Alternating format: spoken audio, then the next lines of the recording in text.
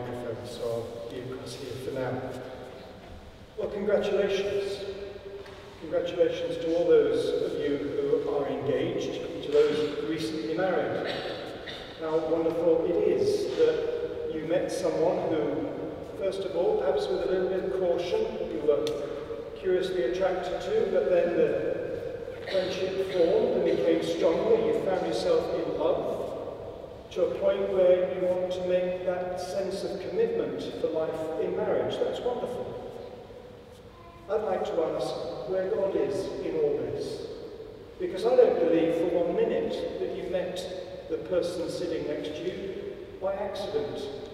I think it was all part of a plan, whether you were friends at school, met in a pub on holiday, happened to be work colleagues. I think God had all that in view, and He allowed you to meet one another, and He invited you to fall in love with one another. He's been there right from the beginning, because He loves you. And on your wedding day, when we get all those preparations in place, on your wedding day, you will invite Him to bless the commitment that you will make to one another in your vows for life. But of course, He wants to be invited not just on your wedding day, but each and every day. Because he loves you so much, He wants to be part of your marriage. He wants to be there to strengthen you, to guide you, to encourage you, to provide you with all that you need to be all that He wants you to be. And it's for you to invite Him. Marriage is, we have to admit, under a bit of stress and strain in our modern society.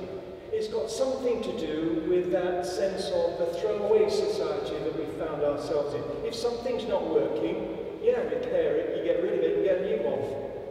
And we allow that to seep into all sorts of attitudes in our lives. It must never, never have any place in the relationship that you have with the person that you love. That relationship needs to grow and to strengthen.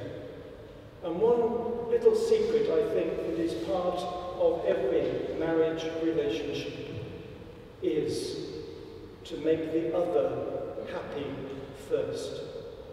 Because if you make the person you love happy and make that your priority, that will make you happy too. And in their turn, looking for your happiness, they'll reinforce their happiness with you as well. Certainly, marriage is a commitment and it's a challenge.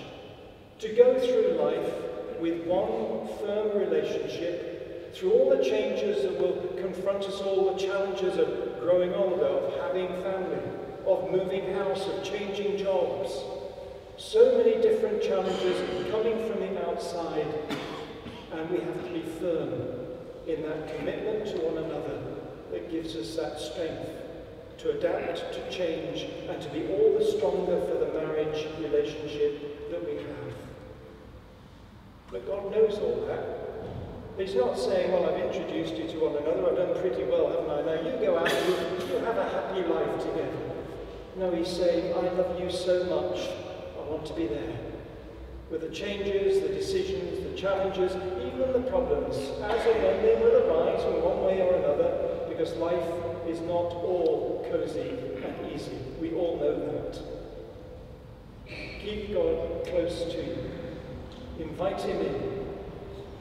People seem to make a lot of prayer being very difficult. Actually, it's the easiest thing in the world. It's conversation with a friend. Yes, we can use formal prayers.